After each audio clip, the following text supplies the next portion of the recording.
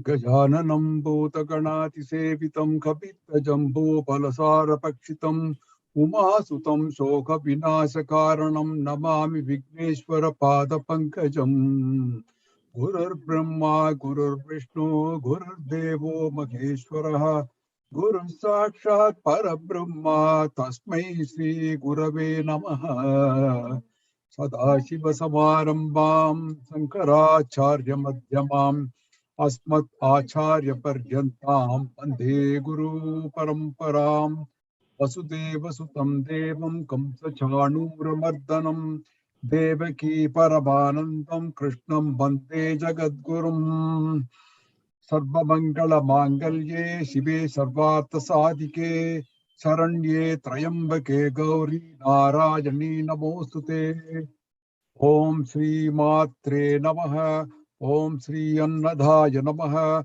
Om Shri Vasudhaya Namaha Om Shri Sachamara Ramavani Savya Dakshina Sevitaya Namaha Om Shri Kataksha Kinkari Bhuta Kamala Kodi Sevitaya Namaha Om Shri Shiva Sakyaikya Rupinye Namaha Om Shri Lalitambikaya Namaha Om Shri Shri Shri Shantananta Avaduta Sadgurave Namaha Om Shakti Om Parashakti Om Shakti Om Om Shakti Om Parashakti Om Shakti Om Om Shakti Om Parashakti Om Shakti Om Om Shakti Om Parashakti Om Shakti Om Nama Parvati Pataye Hara Hara Namaskarams to all. Welcome to session number 3 in the Lalitha Sahasranamam series under the Vande Vidya Shankaram program of SVBF North, USA. As you all know, today is Indian Independence Day. On this eventful day, let us pray to Lalitambika to win freedom from what? From ignorance and conflicts, and attain peace in our mind. Om Sri Matre Namaha. With that little prayer, let us now move on to our session. I'm going to share the screen.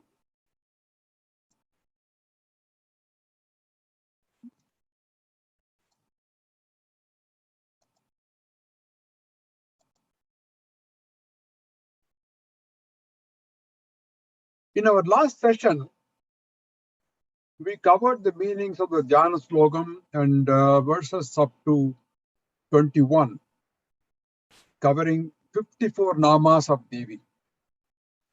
They included a detailed description of Amba's physical rupam in what we call Keshadi Pada Varnanai, that is from head to foot.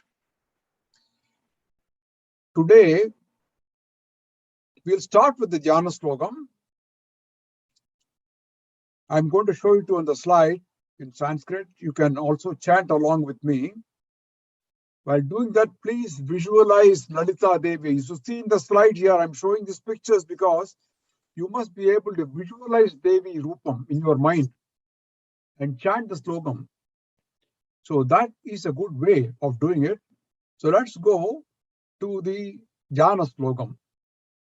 Sindhuraruna Vigraham Trinayanam Manika Maudi Spurate Taranaika Shekaram Spitamukim Vapi Navakshoruham Arnibhyam Malipuna Ratna Sasakam Rakto Phalam Bipratim Saumyam Ratnagadasta Rakta Charanam Jayet Param Ambikam Arunam Karuna Tarankitakshim Tisapasam Kusapuspa Chapam Anibadiravrtam Mayukaihi Ragamitte Vibhavaye Bhavanim Jayet Padmasanastam Viksatavadanam Padmapatrayatakshim Hemabam Pitavastram Tarakalitalasathema Padmambarangim Svatvalankarayuktam Satadamabetam Bhakta Namram Bhavanim Sri Vidyam Shantamurtim Sakala Sunutam Sarva Sambatpradhatrim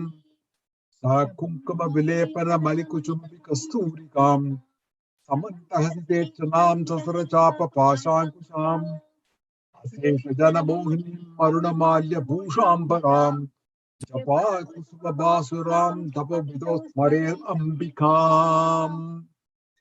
Such a beautiful Jnana slogam. If you visualize Ambal in that Rupam, then you are ready to start with the regular Stotram. We will now continue starting from verse 22, Nama 55.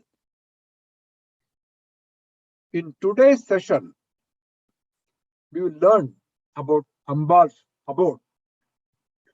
So also her divine activities which are leading to the killing of Vandasura, thus fulfilling the desires of Devas.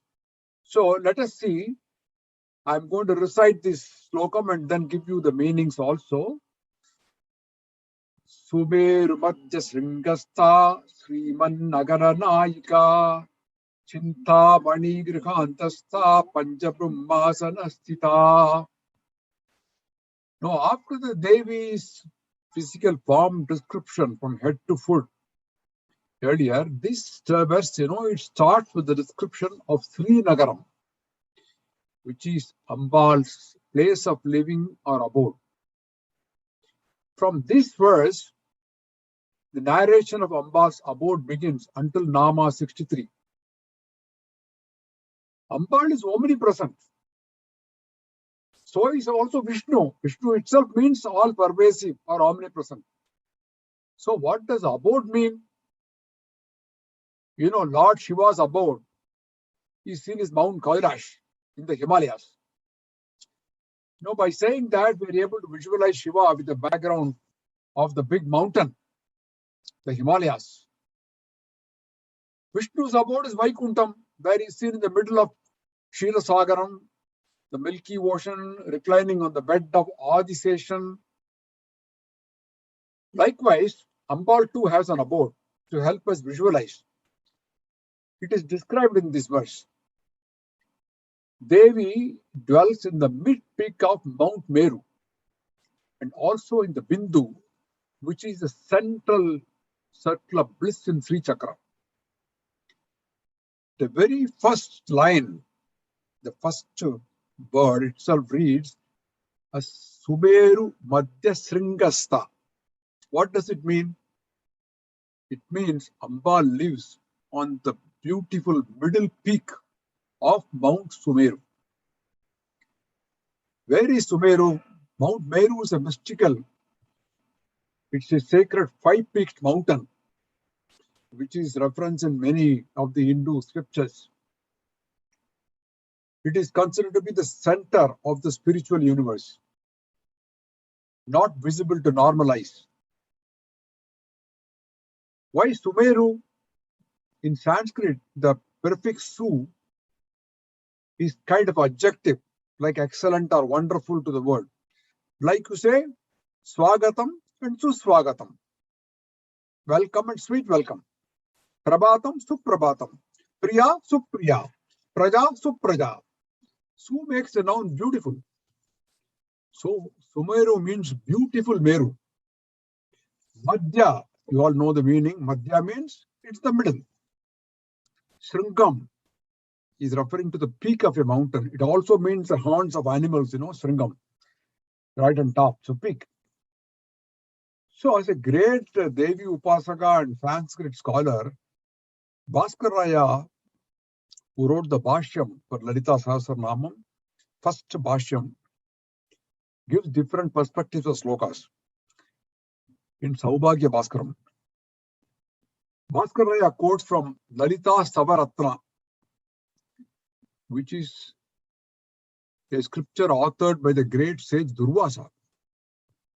Durvasa Maharshi is believed to have worshipped Vishnu Durgai in my ancestral village of Maharajapuram.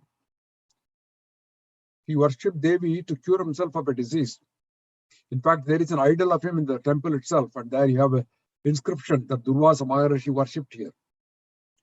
He quotes, Bhaskaraya quotes, verses 2 to 4 of this Lalitha Sahasranamam, which describes Lalita Devi's abode and his worship of it.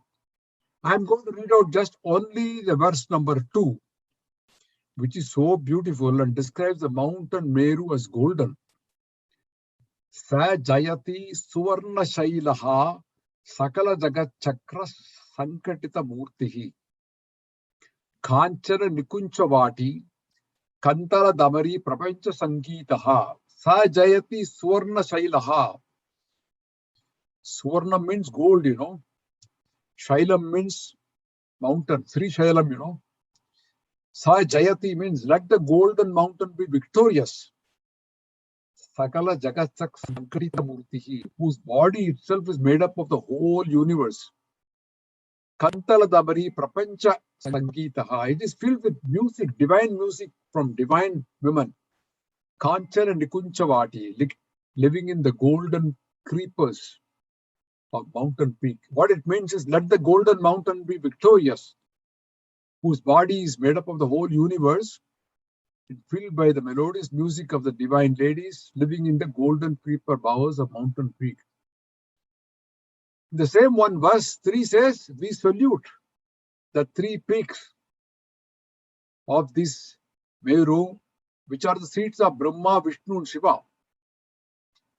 And verse 4 says, in the middle of them, there is another peak, which is 400 yojanas in height, beautifying the place by the golden rays of flowers, and I worship it. That is the description given by sage Durvasa. The next word in this verse reads Sriman Nagara Nayaka. It means Ambal is the ruler of this beautiful city of Srinagar. We have seen the different meanings of Sri in the last lesson. Here Sri means wealth. Nagara means city, Nagar. Nayika means ruler. Nayaka, Nayika. There are different interpretations to the city of Srinagar. Bhaskaraya says the cities are of 2 kinds. One is on the middle peak of Mount Meru, which we described earlier. It is believed to have been constructed by Devas. The second city is the one beyond universe in Ireland. It is called Ratnadvipam. Bhaskaraya quotes another text from Vidya Ratna Bhashya, which says there is also another city in the midst of the ocean of milk, Ksheerasagaram. The second city of Srinagar is outside and beyond all the worlds, in the islet of gems. Ratna means gems, you know. Ratnadvipa, in the middle of the ocean of nectar. This city of Srinagar has got 25 outer corridors. Each one is built with different metals such as iron, brass, silver, gold, panchalogam, and also gems of different kinds like pearls, emeralds, sapphire, topaz, ruby, and so on. It has also got several abodes for deities like Shamala Devi, Varahi, Yoginis, and Tara Devi, Dikpalakas, Varuni, Kurukula Devi, and so on. At the center of this is the Chintamani Griham, referred to in the next line which is coming. Chintamani. In the Vidyaratna Bhasha, this beautiful city is also explained as Sri Chakra. It means Chakra means city, house or abode, meaning Nagara, and Chakra are one and the same. The Devi devotees are very familiar with Sri Chakram, also called the Sri Yantra. Yantra means a device, Yantram, a machine. But here, it's a mystical diagram having a complex geometry of circles, squares, and triangles, which is used in Shakti worship. There are various interpretations and many figures that represent Sri Chakra. It is mainly in 3 types: single-dimensional plane, pyramidal, and also kind of spherical. The worship of Devi in this Sri Chakra is regarded as the highest form of Devi worship. The chakra is formed by 9 interlocking triangles that radiate from the center. It represents the goddess as Tripura Sundari, and also Shiva Shakti Aikyam, the union of Shiva and Shakti, which is the central focus in Lalitha Sahasranamam. Now, Adi Shankara, he installed Sri Chakra in many important temples, including the one in Tiruvanakaval, Akhilanteshwari. And Sri Chakra is an important aspect of Shakti worship. There is a beautiful song that goes like Sri Chakra Raja Simhasaneshwari, Sri Lalitambike Bhuvaneshwari, which is said to be composed by sage Agastya himself. Agastya and Hayagiri Samvadam, Lalitha Sahasranamam ensure. It is composed of Sanskrit as well as Tamil verses. I am going to give you a sample of this song, which is going to be sung by my Dharma Patni Vidya. I'll give you one stanza in Sanskrit and one stanza in Tamil, so that you understand the beauty of it. Over to the Vidya.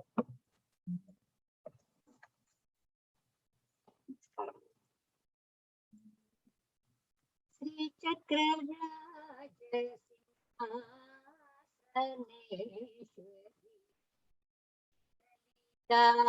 Ambikaye Bhuvaneshwari, Sri Chakra Raja Simhasaneshwari, Sri Lalita Ambikaye Bhuvaneshwari, Agama Veda Kalamaya Rupini, Agama Veda Kalamaya Rupini, Akila Chara Chara Janani Narayani, Akila Chara Chara Janani Narayani, Naghakam Nataraj Manohari, Naghakam Nataraj Manohari, Jnana Vidyeshwari,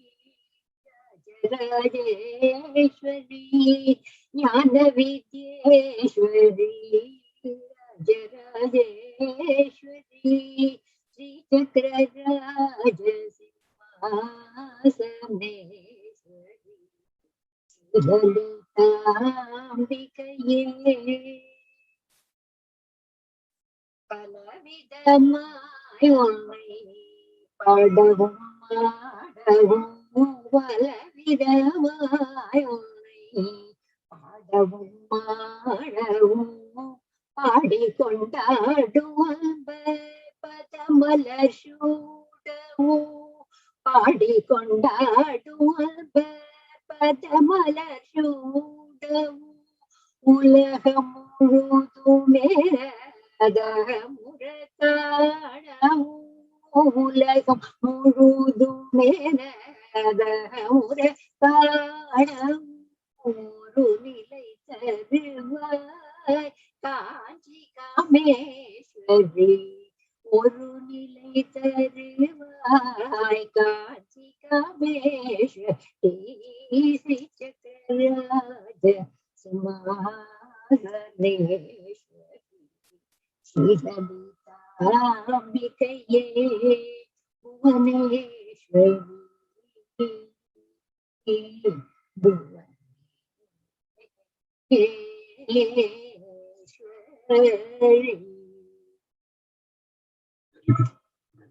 Wonderful song.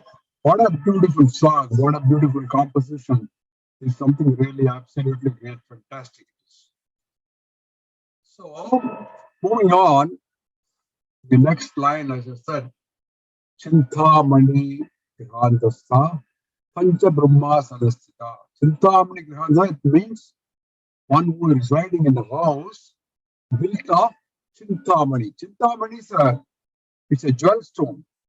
You know, it is like Kalpaka Vrisham. It gives you whatever you want. Just imagine, it's a single stone. Chintamani gives you whatever you want. Just imagine Ambal residing in a house built of Chintamani stones. It is living in the city of wealth, in a house of generous Chintamani stones. So Devi gives you anything that you ask. So reciting Lalitha Sahasranamam serves as a kalpaka vriksham in granting your desires. Pancha Brahma Sanasthita. She is sitting upon a seat formed by 5 Brahmas. Pancha Brahma. Who are these 5 Brahmas? You can see the picture on the side. There is a beautiful couch. The mattress is Sadashiva. She is sitting on Sadashiva himself.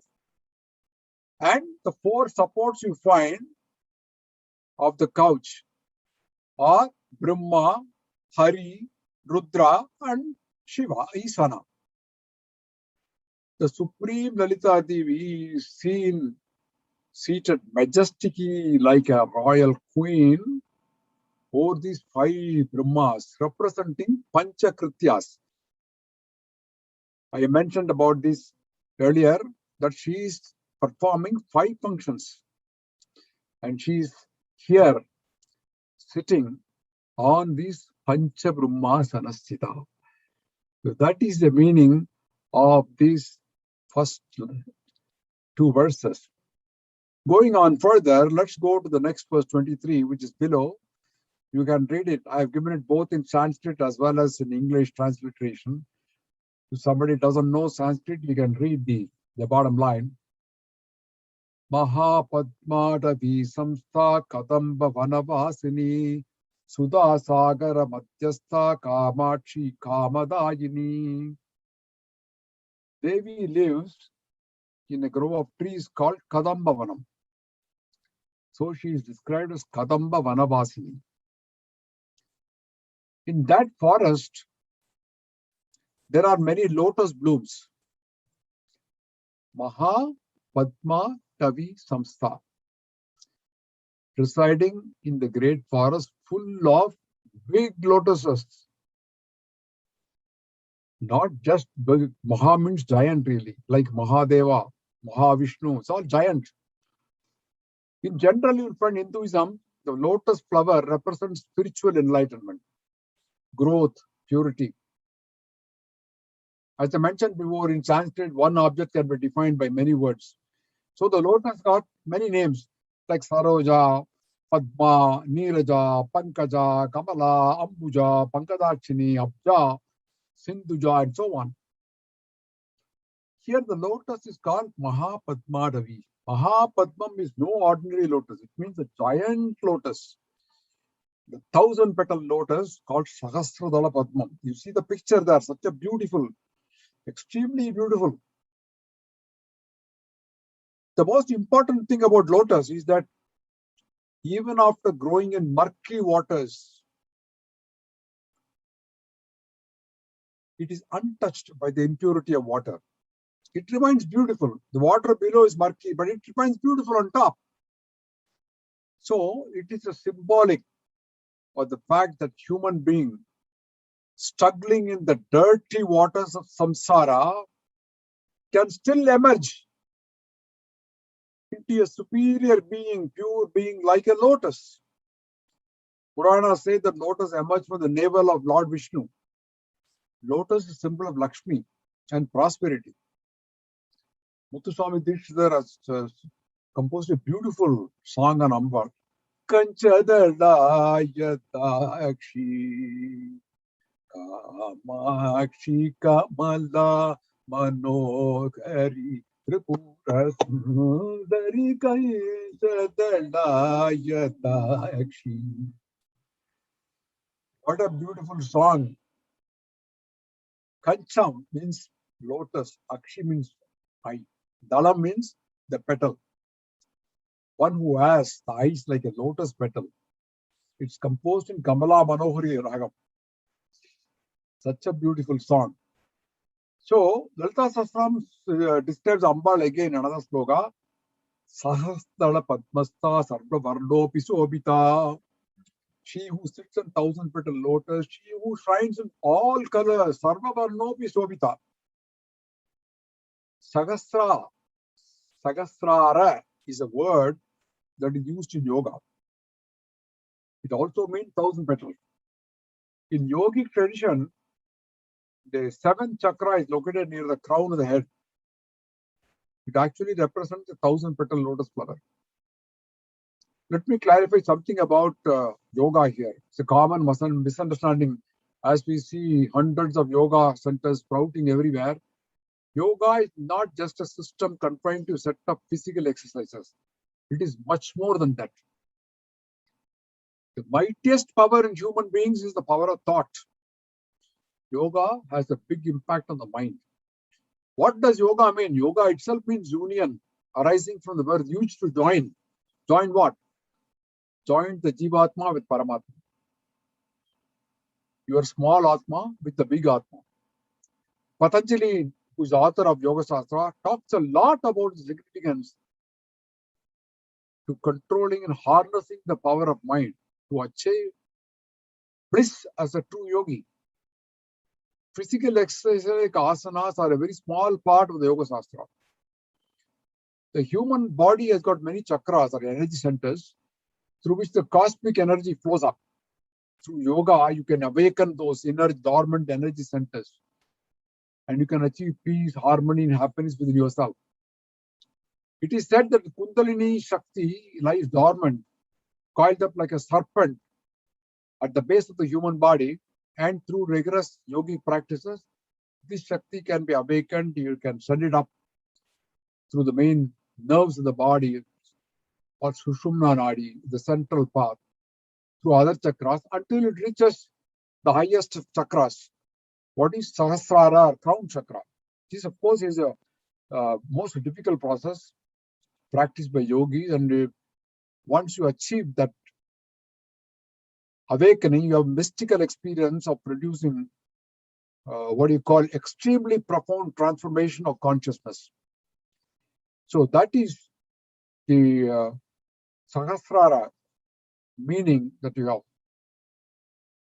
Sudha Sagara Madhyastha, which is meaning residing in the center of the ocean of nectar. Kamakshi Kamadayini, she who has beautiful eyes. Kamakshi, the main goddess in Kanchipuram. Kamadayini, who grants all wishes. She gives you.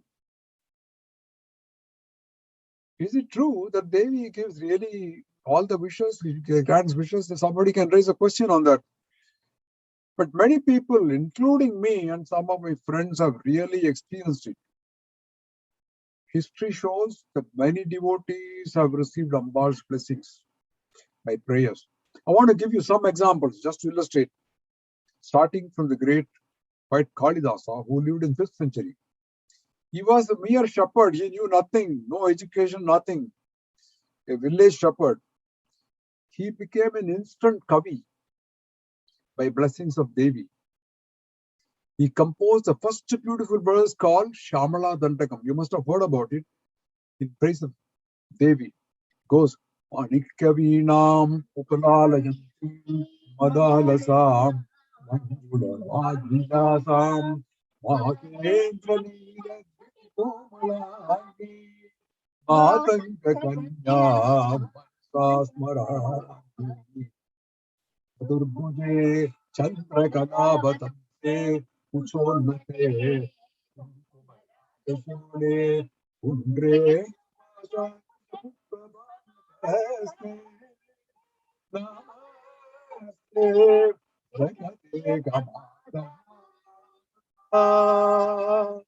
What a beautiful composition just on instant blessings from Kali. That's why he called Kalidasa. And he authored many Mahakavyas, big stories, Kumara Sambhava, Kumara meaning Kartikeya. Sambhava is incident. Kartikeya's birth. Raghuvamsha, the dynasty of Raghu.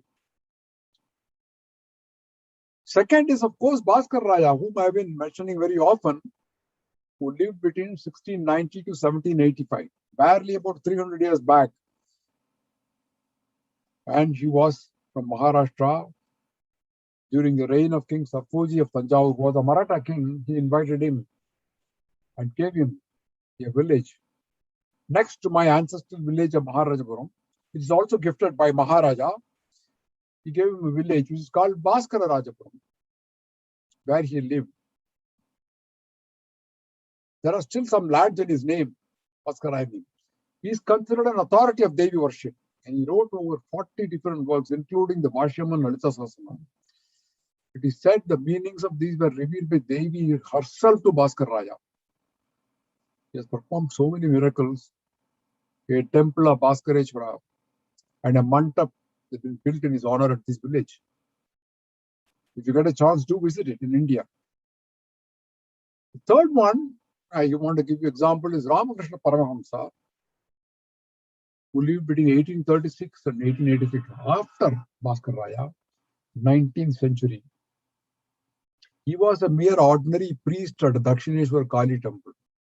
He didn't have any formal education, but he had intense devotion to Mother Kali. And he spent hours in adoration of her image. He forgot his priestly duties. He did not write any book. He did not deliver any public lectures. He chose to speak in very simple language, using parables and metaphors to illustrate the point. But he had a very famous disciple. Who was it? Swami Vivekananda, who visited Chicago, this city where I live now, in 1893, and he spoke brilliantly at the World Parliament of Religions. And he founded the well-known organization called as Ramakrishna Mission, which still exists and does a great job. See, Ramakrishna Paramahamsa himself. And the fourth example I want to give you is from South India. It's going to be a person by name Abhirami Pattar. I'm going to show you a slide on that, a story. He was one who received Devi's instant blessings. He lived around the same time as Bhaskar Raya during the reign of King Sarpoji. And his original name was Subramanya Sastri, Subramanya Iyer. He was a priest at the local temple, Shiva temple, which is known as Amrita Gateshwara. Legend goes that Devas kept a pot of Amrita in Tirukadayur, and this pot became one with the land and became a Shiva Linga. So it's called Amrita Gateshwara. At this temple, it's believed that sage Markandeya prayed Lord Shiva and he avoided death from Yama forever. So people worship here at this temple for long life and perform Sadabhishekam. Abhirami is the goddess at this temple, which means she's always attractive. Now, this goddess is believed to fulfill wishes of all devotees. Subramanya was not only a priest, but a great devotee who never used to think of anything else except Devi. This actually made him look like a madman, not thinking of anything. One day, King Sarpoji came there, the Maratha king, and came to pray at this temple. And normally you have Sankalpam, they ask you, what is the Tithi? So he asked Abhirama Pattar, what is the Tithi today? Meaning the face of the moon on that day. Abhirama was fully in a trance, in his trance, he was only looking at Devi's face, which looked like full moon. And he said it is full moon, Paurnami day, whereas actually it was Amavasya, no moon day. Though the king was visibly annoyed by this totally wrong reply, and he ordered that Subramanya be executed by evening if full moon failed to rise. Now, after Subramanya came out of the reverie, he erased mistake, instantly composed a very great divine song which is called Abhirami Andati. Andadi. Andadi. Anta Adi. Anta means end. Adi means beginning. In this style of poetry, the last word of the previous stanza, which is Antam or end, must be the first word of the next stanza. So Anta Adi. So the Antam of one verse becomes Adi of the next one. It has got 101 verses. The beauty of this Antadi is the story behind it. Subramanya, he completed 78 verses when dusk started setting in. While his own future was in darkness, he didn't know what is going to happen. At the 79th verse, the goddess Abhirami, she appeared in person, like you see in the slide here, and she threw her tatangam, or the diamond earring, into the sky. It shone brilliantly like a full moon, and everybody saw it, including the king. So, having seen the full moon, Subramanya sang 22 more verses. The king felt very sorry at his mistake, having doubted such a saintly man, and he honored him with the title Abhirami Pattar. So each stanza of this poem, Abhirami Antadi, is a gem of a poetry in itself. And lastly, above all, you all know that Adi Shankara himself was a great devotee of Ambal, and his Saundara Lahari is an outstanding work on Devi. In Shankara's legacy, he is a great Sringeri Mutt that has Sharadamba as the main deity. So that is the greatness of Ambal's granting wishes. So let's go on to the next verse, which is Stotra 24. It starts beginning to describe many divine activities of Devi, right from these Stotra, or verse 24, up to 33. We hope to complete this entire series from 24 to 33 today, which is including activities of Devi up to the slaying of the demon Bandasura, creating of the 10 avatars, and revival of Manmata, the god of love. In Lalitha Sahasranamam and also in Devi Bhagavatam, you will find Devi fighting with many asuras. Why is Devi shown with weapons and described as fighting the Rakshasas or asuras? Common question, right?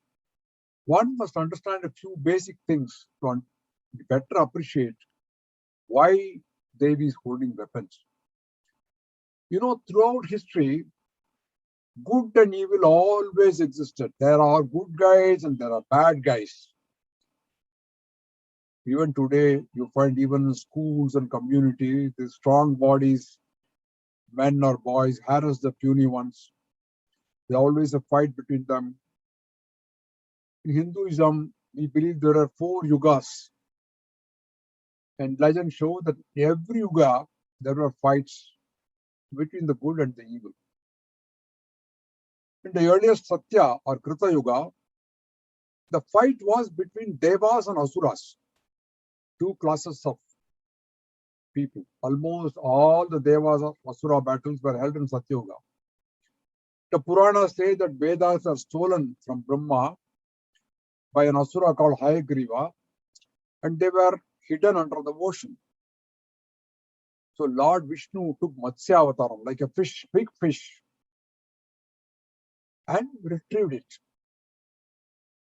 In Varaha Avatara, he destroyed the Asura called Hiranyaksha, who also did the same thing, like hiding the Bhuma Devi or Mother Earth in the ocean. In Narasimha Avatara, he killed Hiranyakashipu and protected Prahlada. So that was the kind of thing which were happening in Satya Yuga, Krita Yuga. In next Yuga, Treta Yuga, the fight was between good and bad humans. For example, between Parashurama and Kshatriyas. Both were human beings. Between Rama and Ravana.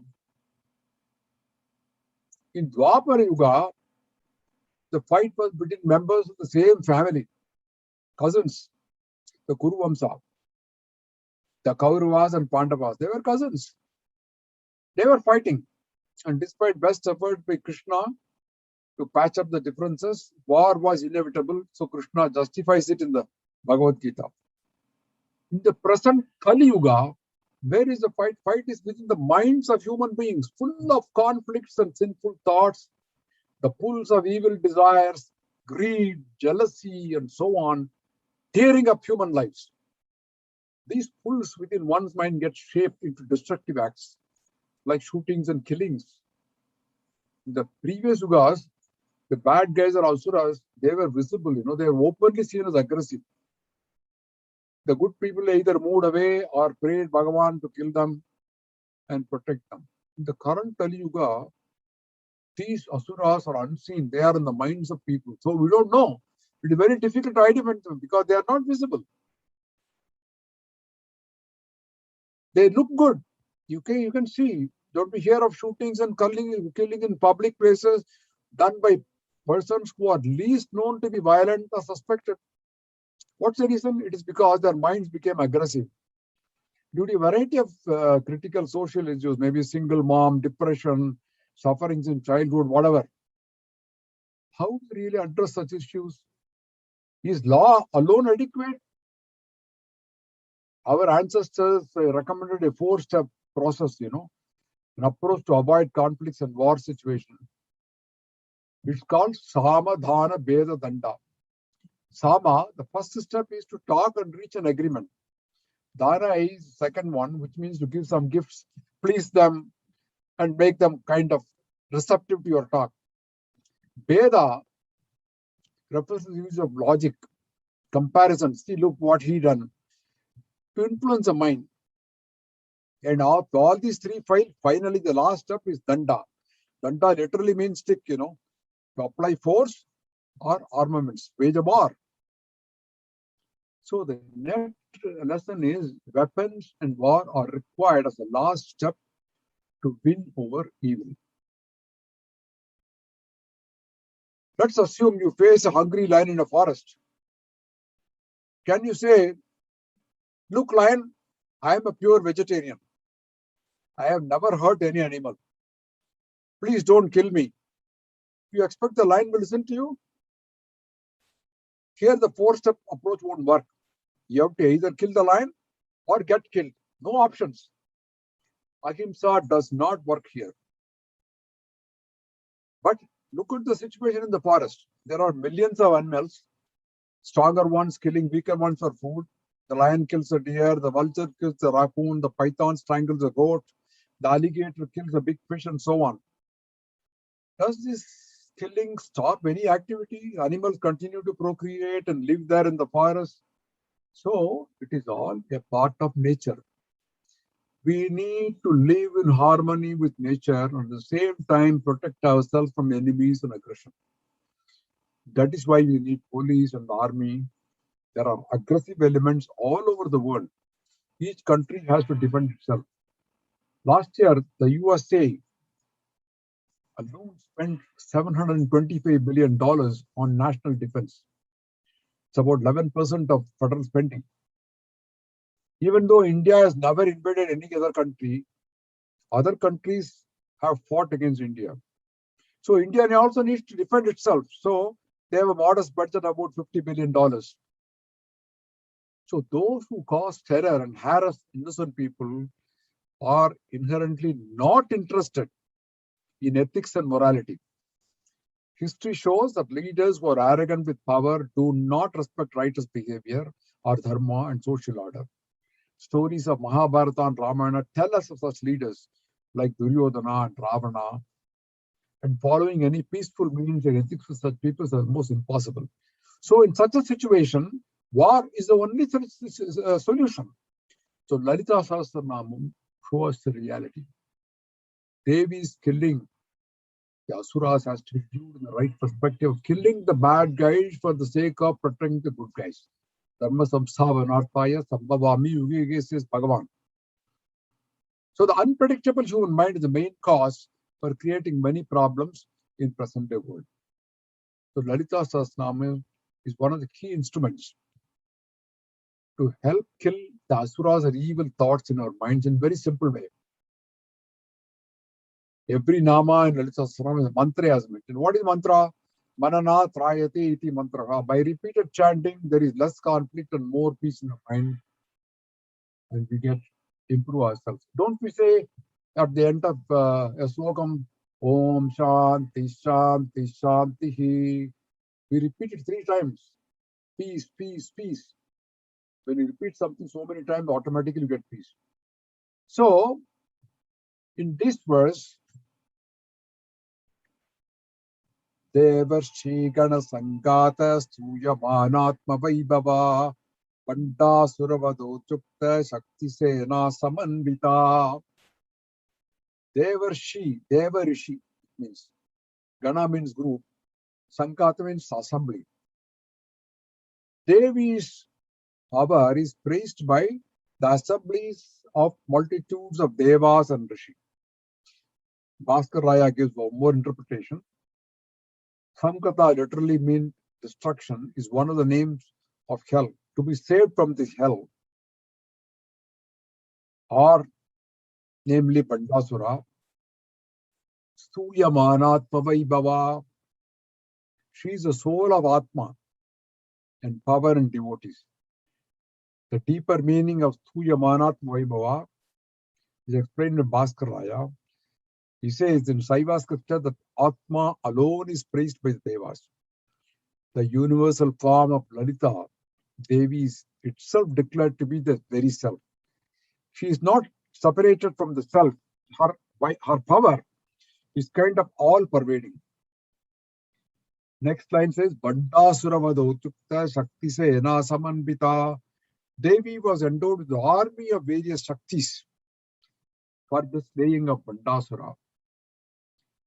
So I've explained to you why Devi wanted to kill Bandasura. Now, who was Bandasura?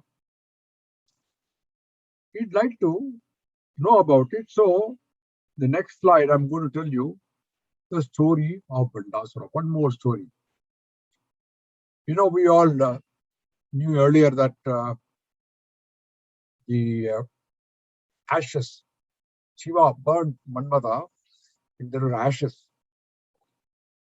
So, what happened was when Ganesha, the little child, he saw the ashes of Manmata, he said, let me go and play with it. You know, kids love to play with clay and these kind of, things. They like to soil their hands, unmindful of the dirt. So he played with it and the idol became alive. There are different stories and there are different scriptures giving different versions of Bandasura. But what I am telling you now is what is quoted by Bandasura in Lalitha Upakhana. And in Lalitha Upakhana, it says that Ganesha made an idol of a person, and when Shiva looked at it, he became alive. And Brahma, who was a witness to that, he saw it and said, well done, well done. This is Banda.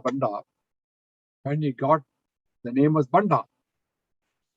When he imaged, Banda was a good person. He worshipped Shiva, and Shiva is Asutosh. He grants wishes immediately. So he gets very pleased, and he showered him with boons. Shiva gave him lots of boons, and he said that I want to get off the strength of my enemies while fighting, and none of the weapons would have any effect on me, and so on. And after he got all his powers, power corrupts, as they say, and absolute power corrupts absolutely. He became very arrogant. And because he also sprang from Rudra, he had very fierce qualities.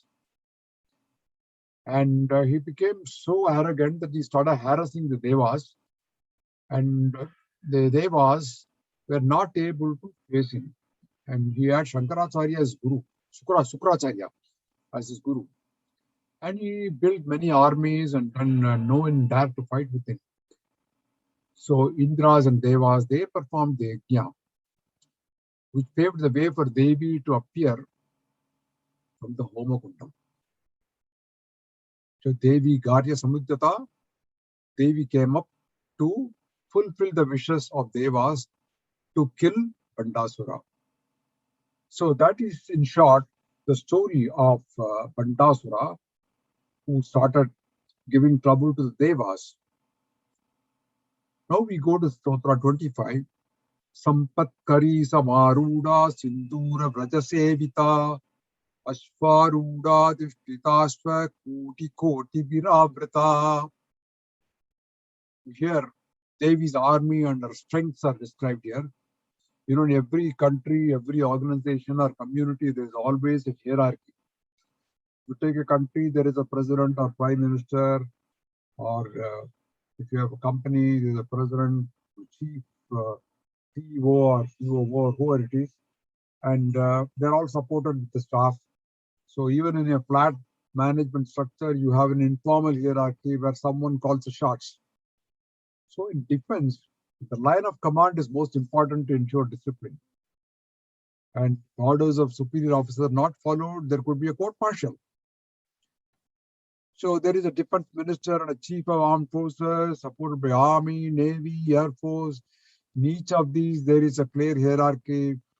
In army, you have ranks from second lieutenant going up to the general. Likewise, in air force, starting from a pilot officer, it goes up to air marshal, and so on.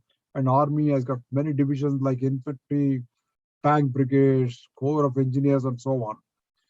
So in ancient days, they had the defense forces mainly in four different groups, what they call Ratha, Gaja, Turaka, Patati. Ratha means chariots, which is equivalent to modern tanks, you can say. Chariots, Ratha. Gaja means elephants, army of elephants. Turaka, Patati. Turaka is horses. And Patati, Patam means walk, you know, like soldiers. Like in chess, you have pawn. Chess is exactly identical. You have the rook, you have got the bishop of the chariot, you have a minister and a king, and so on. So here Devi had several commanders under her. So the Brahmanda Purana describes various powerful military commanders who accompanied Devi. And the Devi's Shaktis are described here. Sampatkari Samaruda means attended by a herd of elephants conducted by Sampatkari. Sampatkari is the chief leading the elephants. She is a deity about whom Swatantra Tantra says there is a certain Vidya called Sampatkari, which is unimaginable power. This goddess is described in Lalitha Sahasranamam as the head of elephants belonging to Devis. You know, she sprang from the Angusha, the elephant god of the Supreme Lalita, which I mentioned earlier. You know, to control elephants, you need Angusham, small spear. So Sampatkari herself came from the Angusha of Devi, and she rode on the elephant called Rana Koli Hila. So Rana Koli Hala, which means absolutely delighting in war. Ranam. Ranam means actually war. Kolahalam, you know, Kolam, enjoying war. You see her picture on the slide here, where she is riding on the elephant. And thousands of elephants followed her. Sindura Vrajasevita. Sindura here means elephants. There are many kinds of elephants, you know, named Padra, Mandra, Mriga, and so on. Ashvaruda, Dishtitasva, Kodi, Kodi, Viravrita. Lalita Devi is surrounded by Koti, crores of horses led by Ashvaruda. Ashva itself means horse. Aruda in Sanskrit means seated on Ashva, which is rider. Ashvaruda is a goddess, and she is the mistress of the horses of Devi. So you see her picture on the slide here.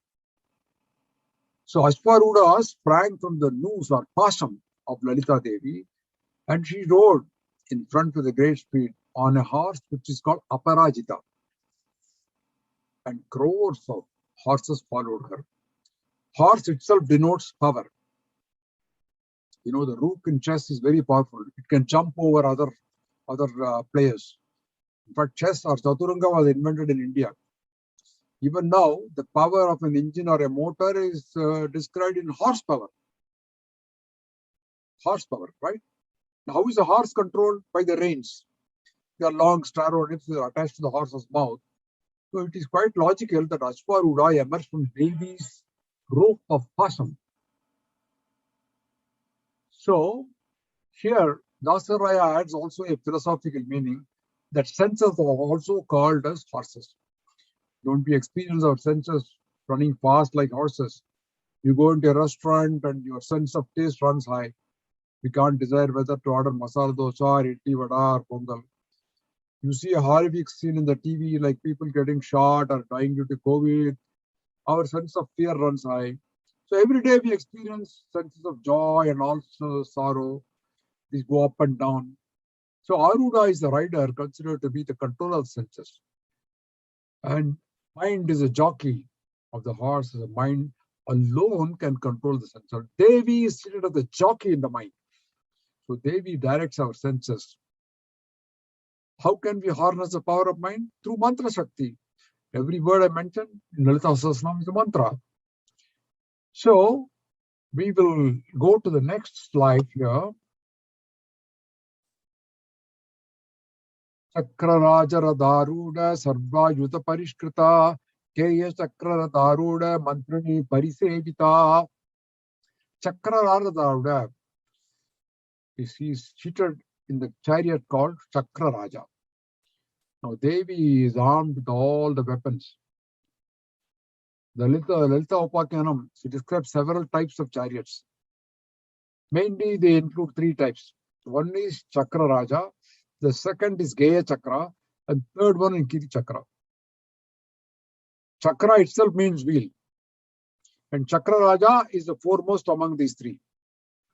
And it is the best of chariots, which belongs to the great queen in 10 yojanas in height and 4 in circum. Yojana is a measure of distance or length, with Ananda flag on top of it. Chakraraja also can meaning Sri Chakra. Bhaskaraya says that Chakrarada Rata may be taken as one word meaning the siddhi called Chakra Sattva, or power of controlling the chakra. We saw Devi herself described as Sri Chakra Raja Simhasaneshwari, right? So Chakra Raja is the most powerful, which is written by Devi herself. Geya Chakra, which is the next best chariot with huge wheels. It is driven by a deity called Mantrini. Geya means very important or to be praised. Mantrini is another name for Shamala Devi. Mantrini with her army worships Devi, and she is also a commander who is riding the Geya Chakra. And Kiri Chakra. Kiri Chakra means what? Which is coming in the next one. Kiri Chakra Radaruda Dandanata Puraskrita Jwala Malini Kakshitha Vanni Prakara Matyaka Jwala Malini Kakshipta Vanni Prakara Matyaka. She is preceded by Dandanada, who rides the chariot Kiri Chakra. Kiri means a boar, a wild pig, a boar. The chariot is called Kiri Chakra, which is also in the form of a boar. It may also mean that it is drawn by boars. And Dandanada, she is the goddess Varahi. You can see the picture here. She is called Dandanada because she is always carrying a rod, Danda in her hand. And Kiri Chakra is also one of the best chariots. Where the chariot Chakra Raja is there, Geya Chakra is also there, and Kiri Chakra is also there. The three chariots are equivalent to what you call the modern powerful armored tanks. They can launch missiles. So Jwala Malini Kakshipta Bhandi Prakara Madhya, she resides in the center of a fortress or fire constructed by Jwala Malini. Jwala itself means fire, It is the Nitya city of Chaturdashi, the 14th day of the lunar month, Jwala Malini. Akshipta means destroying. Vanni Prakara means sparks of fire. And Madhyaya means sitting in the center. So in battles, fire is often used to scare off the enemies.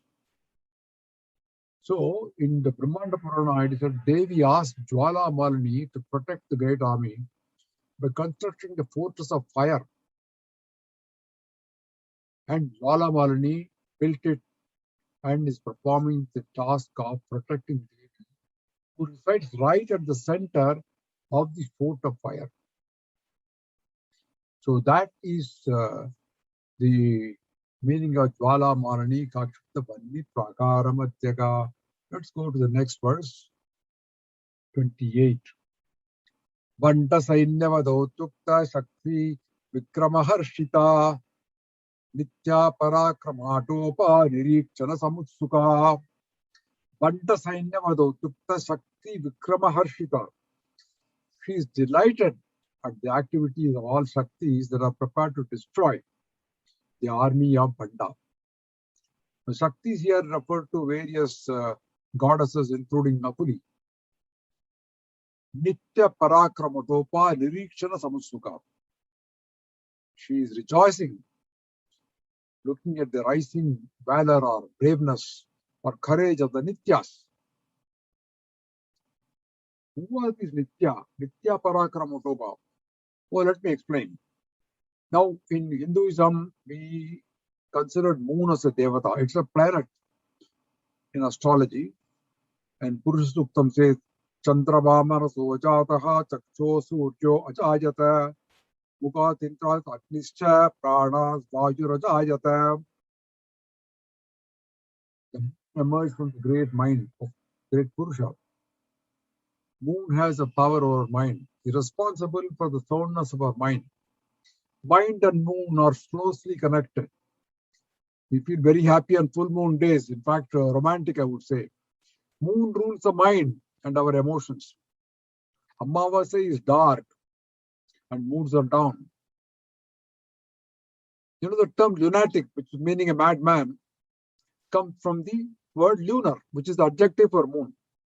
So our Shastras believe in the spiritual and cosmic influence by the phases of moon.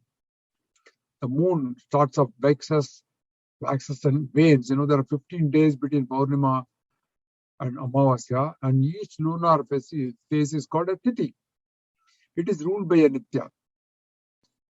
By the way, I want to say how the Sanskrit word Atiti has come. Atiti means guest, which is opposite to Tithi. Tithi, Atiti. If you put a, it becomes opposite, Atiti, which means a guest can come anytime without notice.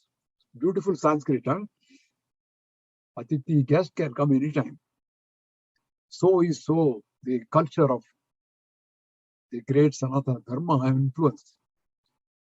Nityas are Kameshwari, Bhagamalani, Berunda, Varnivasani, Mahavachareshwari, and so on. They are presiding over the 15 days of the lunar month. The worship of Nitya Deva you can find. You have the greatness of the Devis are connected with the phases of the moon. And each Nitya has her own mantra, yantra, and tantra, and they have ritual applications. The Nityas also denote the Kala Chakra, or the wheel of time, The Sri Chakra, there are 15 Nityas present, the innermost circle, and Devi is right in the center. These 15 Nityas rule the famous 15 letters Devi mantra is known as Panchadashakshari. Panchadashakshari.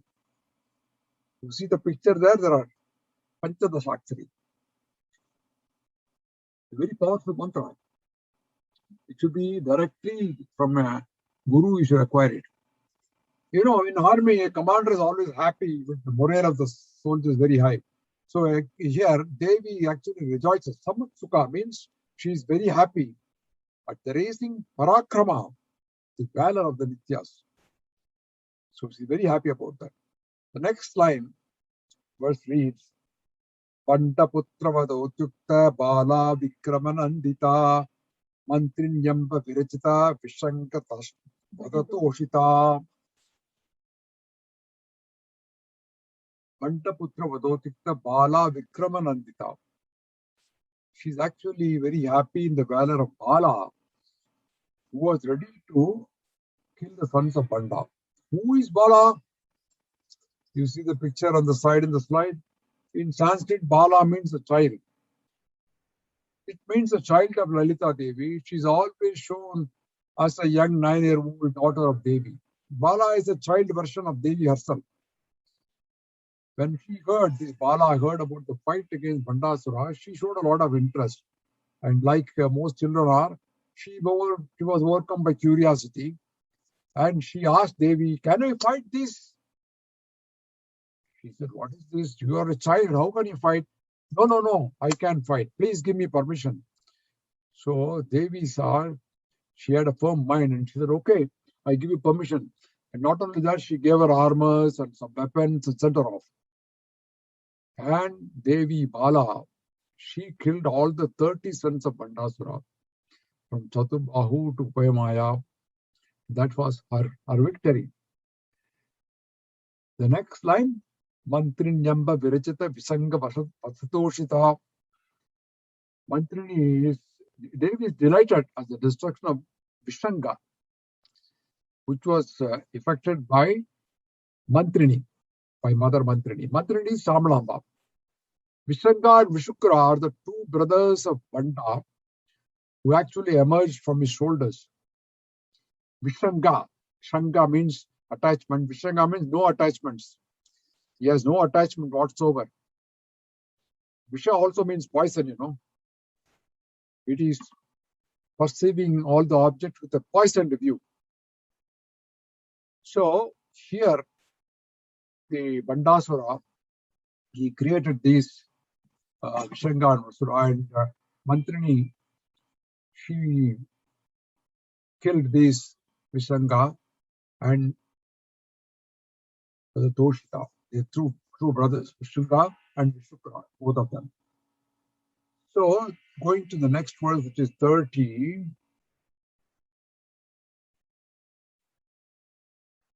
Right. Vishukra Prana Harana Varahi Veera Nandita Kameshwara Mukaloka Kalpita Sri Ganeshwara.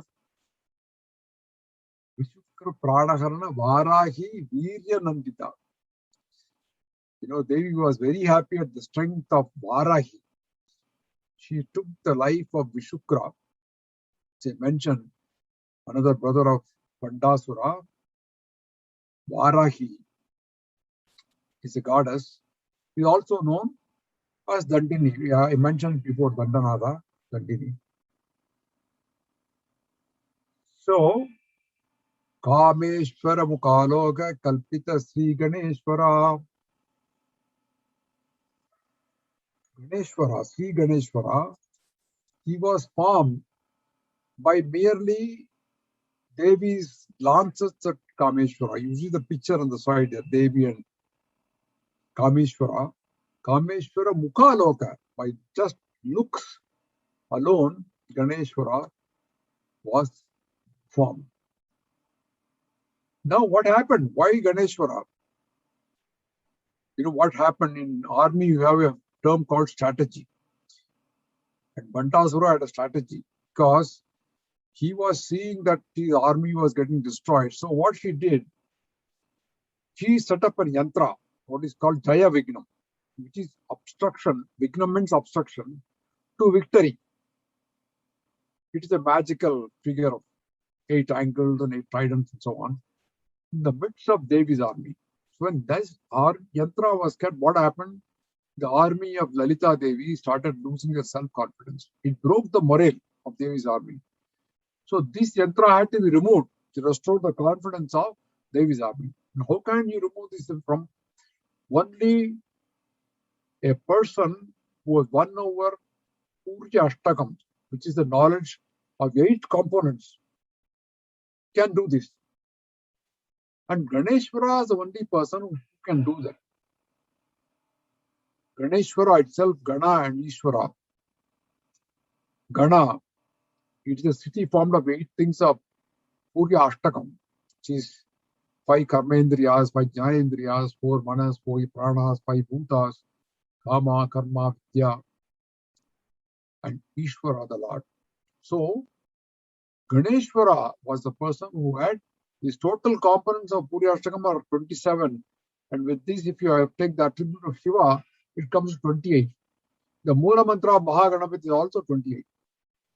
So this Ganeshwara was formed by a mere glance of Devi on Shiva, on Kameshwara, and then he was capable of removing Jaya Vignam.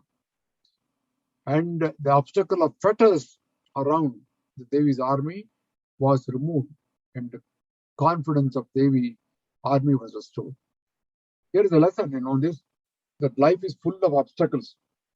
Winning them requires human effort backed by intelligence. And this effort requires building up knowledge. In fact, science is helping us in this regard. For example, do you have a hunger obstacle? How do you overcome? By finding food? Food is made with various ingredients, which are grown and produced through various means. You have fertile soil, plowing, planting, guarding from pests, harvesting, transportation, all in the supply chain, serving humanity. So it pleases Devi if all are fed well, and they grow these crops intelligently and feed people. That's why Annadaram is especially highlighted in our Shastras. Going to the next verse, 31, Maha Ganesha Nirbinna Vigrayantra Prakarshita Vanda Surendra Nirbukta Shastra Pratyasa Varshini. Shastra, I'm sorry. Vanda Surendra Nirbukta Shastra Pratyasa Varshini. Devi is delighted at the breaking of the obstacle of Yantra by Mahaganesha. Mahaganesha Nirbinna Vigna Yantra Praharshita. Because Ganeshwara, he broke that Yantra, she is very happy, no doubt. Banda Surendra Nirmukta Satra Pratyasavarshini. Now Devi is showering missiles in response to the weapons thrown by Bandasura. There's a difference between Shastram and Astram. Shastram is the one which strikes the enemies.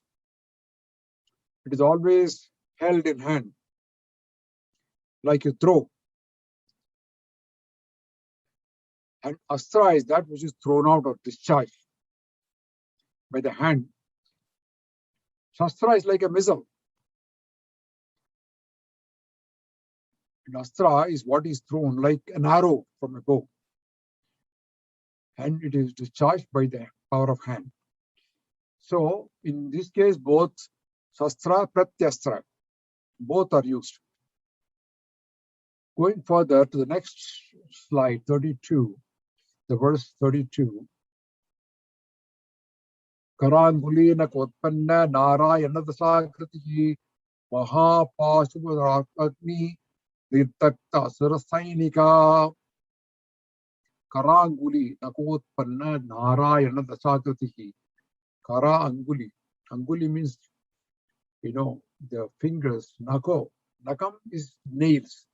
From the nails of our 10 fingers spraying the 10 forms of Narayana. You can see the picture here. 10 forms, Dasakriti of Narayana. It refers to the 10 avatarams. Matsya, Kurma, Varaha, Narasimha, Vamana, Parashurama, Rama, Balarama, Krishna, and Krishna. It's supporting the theory of evolution, synchronizing with Darwin's theory of evolution. From fish to human, progressing through various stages.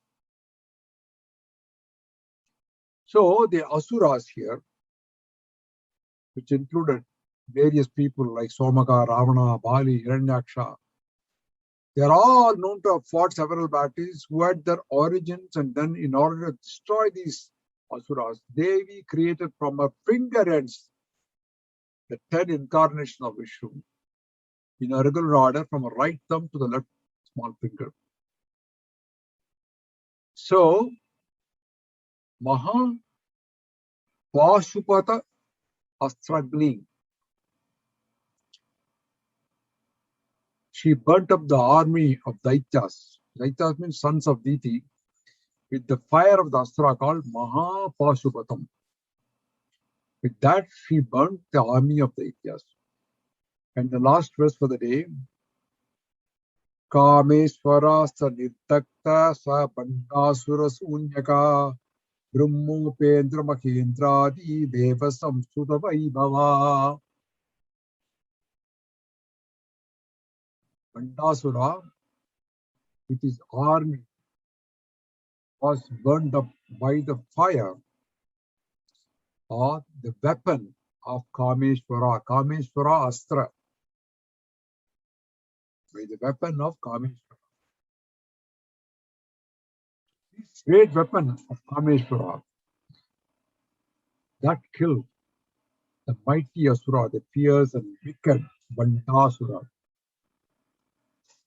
By the flames from this weapon, his city became empty. He had nobody. That's why it's called Shunyaka. Shunyaka means zero, emptiness. All the women, children, cattle, wealth, all burnt up. And only the place remained. The city became empty. And so the name Shunyaka is quite justified here. Brahmopendra Mahendradi Deva Samsuta Vaibhava. A supreme power. Devi's supreme power. He is praised. Deva Samsuta Vaibhava. By whom? Brahma, Vishnu, Mahendra, Adi. Brahma, Pendra, Mahendradi. Everybody, all other deities, they all started praising. All the deities, including Devendra, they were mighty happy with his victory. That was what they prayed Devi, isn't it? Devakar, Samudjata. They wanted Devi to kill Bandasura who was harassing them. So Devi did the job, completed, mission accomplished. So thus ends the story of Bandasura. By Devi, she killed the Bandasura. So with that, we are stopping today. Mangalam Guru Shri Chandramaulishwar ke Shakti Ganapati Sharadambige Shankaracharya ke Shakti Ganapati Mahaganapati Sharadambige ke Kala Bhairavar ke Kali Durgai ke Veera Dheera Shura Hanuma Maruti Charanatirke Mallikarjunarke Selva Janardanarke Amba Bhavani Kambada Ganapati Chandi Chamundi ke Shri Krishna Bhagavan ke Shri Chakravasini ke Sita Rama Lakshmana Sahita Maruti Charanatirke Vidyaranyar ke Vidya Shankaram ke Vagishwari ke Vajradega Garuda Anjaneyar ke Shri Valli Deva Sena Sameta Subramanyar ke Tungabhadrai ke Shringanivasini ke Sringeri Puriyil Nilaithirukkum Engal Sharadambigai Satchidananda Shiva Abhinava Nrsimha Bharati ke Shri Chandrasekhara Bharati Guru Sarvabhaumar ke Thank you all. Thank you all. Thank you again. Until we meet next month. Thank you. Thank you, sir. Om Shri Matre Namaha.